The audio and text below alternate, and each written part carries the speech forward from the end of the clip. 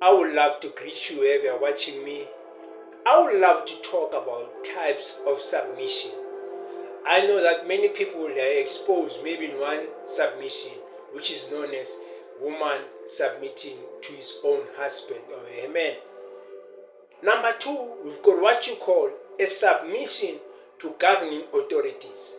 We know that all countries, they have laws. They have all these regulations they have set for people to follow. So there is what you call a submission to governing authority, whereby now you submit yourself to the laws of the government, or you submit yourself to someone who's in authority.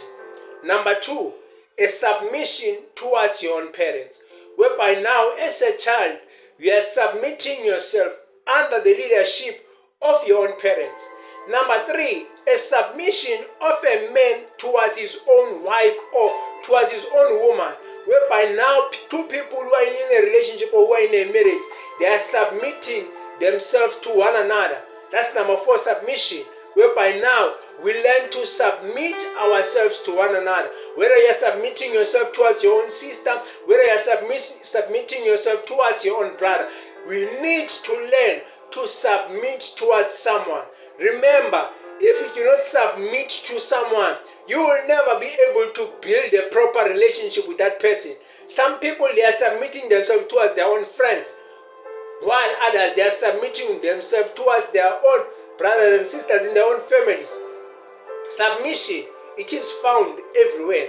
And submission, it makes us to be able to humble ourselves, to be able to allow someone to lead us. Remember, you can never say you want to submit yourself, but you're not willing to allow someone to have a say over your own life, to allow someone to correct you whenever you go wrong, to allow someone to mentor you.